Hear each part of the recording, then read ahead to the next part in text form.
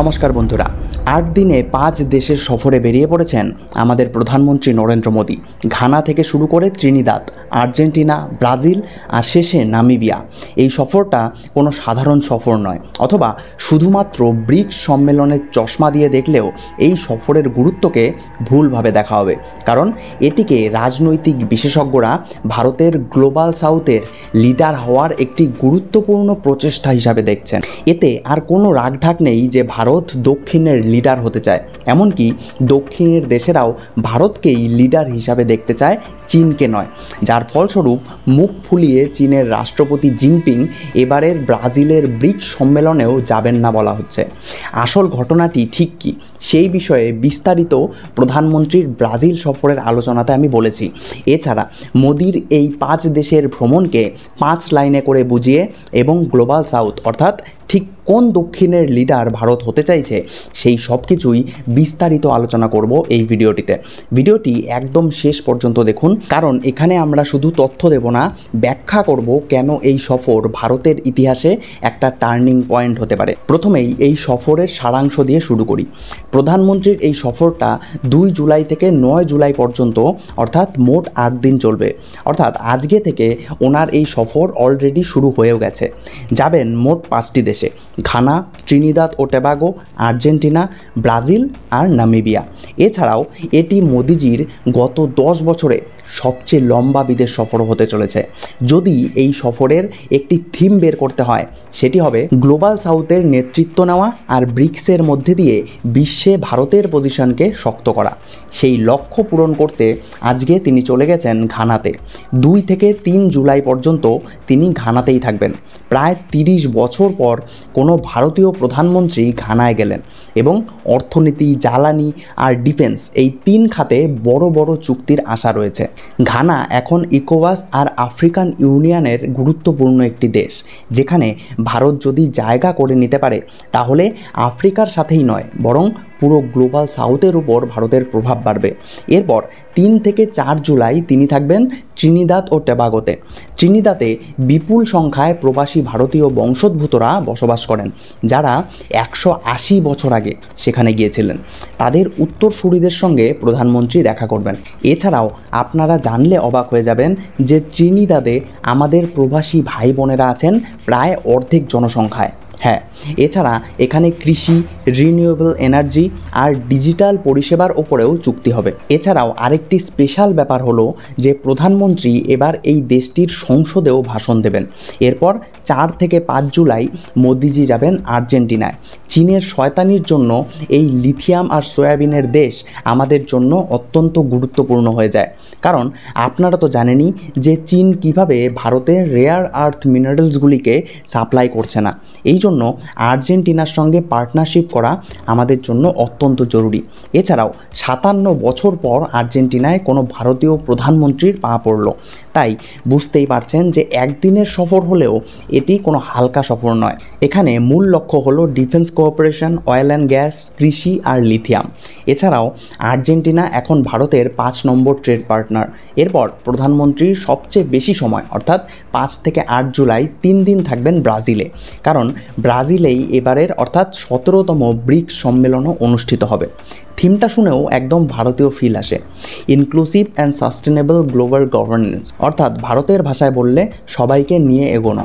এছাড়াও মোদি প্রেসিডেন্ট লুলার সঙ্গে আলাদা করেও বৈঠক করবেন ট্রেড, টেকনোলজি, ডিফেন্স, এনার্জি এবং স্পেস এই সব কিছু নিয়ে। এছাড়াও ব্রাজিল চীনের BRI প্রজেক্ট থেকেও বেরিয়ে গিয়েছে, অর্থাৎ চীনের মতে এই সব কিছু করে ব্রাজিল চীনকে ভারতের থেকে ছোট করে দেখাতে চাইছে।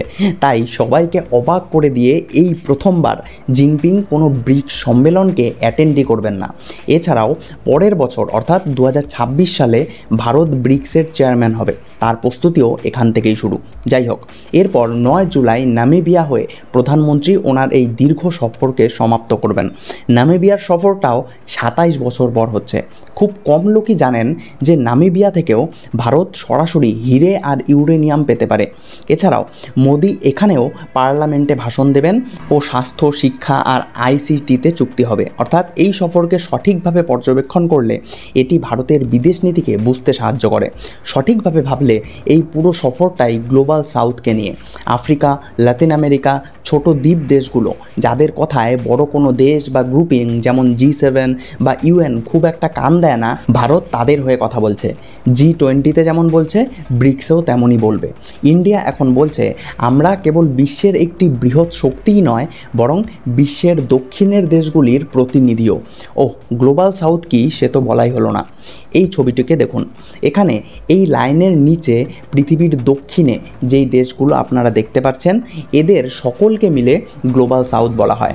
তাই গ্লোবাল সাউথের অর্থাৎ দক্ষিণের লিডার হওয়া কোনো ছোটোখাটো ব্যাপার নয়। তাহলে প্রধানমন্ত্রীর এই সফরে যেখানে ব্রিক্স সম্মেলনও অন্তর্ভুক্ত, সেখানে আমেরিকা, চীন অথবা রাশিয়ার রিয়াকশান ঠিক কী হতে পারে?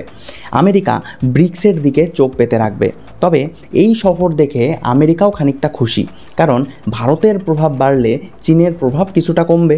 এছাড়াও ব্রাজিল, আর্জেন্টিনার সঙ্গে ভারতের সম্পর্ক বৃদ্ধি হওয়া মানে পশ্চিমের সঙ্গে ভারসাম্য। অন্যদিকে চীন অবশ্যই এই বিষয়ে চিন্তিত। ভারতের সাথে সাথে চীনও চায় দক্ষিণের লিডার হতে। আফ্রিকা, লাতিন আমেরিকায় তাদের BRI প্রজেক্ট আছে এবং এখন ভারতও সেখানে নিজের শক্তিকে বৃদ্ধি করার দিকে মনোযোগ দিয়েছে। তবে ব্রিক্সের মধ্যে একসাথে কাজও করতে হবে, তাই টেনশন থাকবে কিন্তু খোলাখুলি কিছু হবে না। অন্যদিকে ব্রিক্সের মাধ্যমে ভারত রাশিয়ার বন্ধুত্ব আরও মজবুত হবে, কারণ দুই দেশই চায় একটি মাল্টিপোলার ওয়ার্ল্ড। এছাড়া যদি অর্থনৈতিক দৃষ্টিভঙ্গিতে দেখা যায়, তাহলে এতে সবারই লাভ। ঘানায় 3 বিলিয়নের বাণিজ্য বাড়বে, ইনভেস্টমেন্টও আসবে। ত্রিনিদাদের রিনিউয়েবল এনার্জি সেক্টরে কাজ হবে। আর্জেন্টিনায় লিথিয়াম, সয়াবিন নিয়ে আলোচনা হবে। ব্রাজিলের সঙ্গে আমাদের অলরেডি 12.2 বিলিয়নের ট্রেড আছে, ওটা আরও বাড়বে।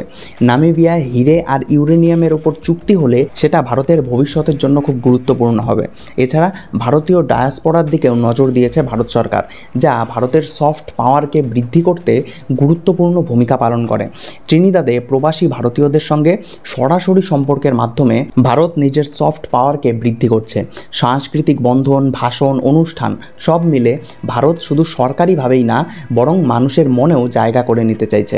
অর্থাৎ এখন ভারতের কূটনীতি গভর্নমেন্ট টু গভর্নমেন্টের সাথে হার্ট টু হার্ট কানেকশানের উপরেও জোর দিচ্ছে।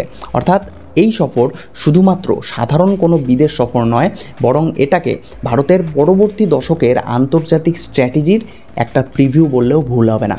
আমাদের দেশ কিভাবে একদিকে চীনের চ্যালেঞ্জকে সামলাচ্ছে, অন্যদিকে রাশিয়া, আমেরিকা দুদিকেই ব্যালেন্স রাখছে, সেটা এই সফর থেকে একদম পরিষ্কার। এখন প্রশ্ন হচ্ছে, এই সফর কতটা বাস্তবে সফল হবে? চুক্তিগুলো কি সত্যি ইমপ্লিমেন্ট হবে? সেটার উত্তর ভবিষ্যৎ বলবে।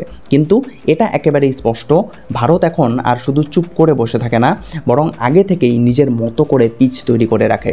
ভিডিওটি ভালো লাগলে একটা লাইক দিন আর কমেন্টে জানান আপনার মতে এই সফরটা কি ভারতের জন্য গেম চেঞ্জার হতে পারে। ভালো থাকবেন, ধন্যবাদ।